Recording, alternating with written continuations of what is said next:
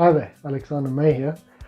Thank you for purchasing some of my sponge products, and in today's video I want to focus on showing you the handling for the multiplying donuts. You can also use some other items like Rubik's cubes or cupcakes or anything like that, any sponge product, but the larger ones like this.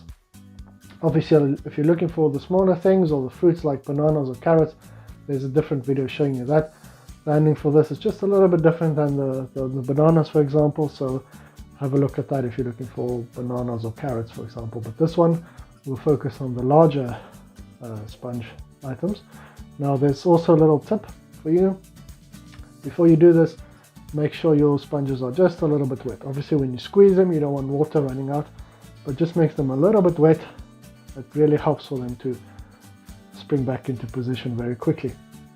Another thing you can do is, I've obviously got some pink bananas, or not bananas, donuts, pink ones with glazing. I've got the ones with just the sugar with no silicone on. If you've got two different colored ones, it kind of looks like, it's a bit more convincing than just using two of the same color, but that doesn't really matter. You can decide to use whichever ones you want. Now the same with the bananas. There's two parts to the multiplying routine. First one is the palming, where the one is hidden in your hand, and the second part we need to focus on is the switch itself, which is the main part that you don't want to show off. So the switch is a little bit different than the bananas. With the bananas, you're going to come in from the side and clip it, whereas with the donuts, it's easier to bring it up from the bottom to do the switch, and I'll show you in a second. Let's focus on the palming first. This is where we're going to hide the first donut.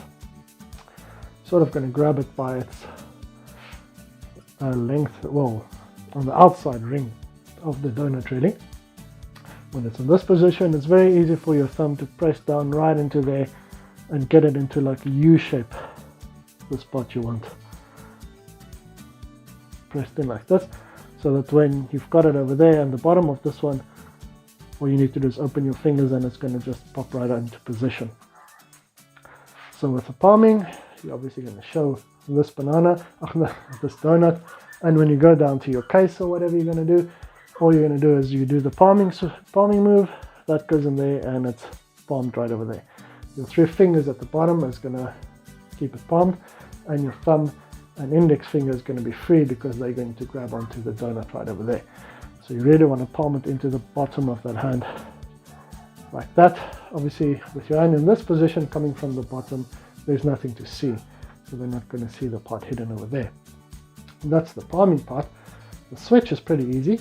Just like with the bananas, you're going to grab onto this one, this hand comes up and it's going to grab it now. But the bananas, you'd come in from this side. With the donuts, it's really much easier if you come in from the bottom. So you're going to come up there, take this one off. Oops, there's another donut right over there. We'll do it again. Oh, we don't need this many donuts, we only need one donut for this one. And obviously this hand goes forward to create a little bit of misdirection so they don't immediately see the other one in your hand over there. So I'll do it one more time so you can see it. It's pretty easy to do. I'll show you from the back, which is probably the easiest way to see. So this hand, you've got it palmed over there, and you sort of want to grab it by this bottom quarter over there.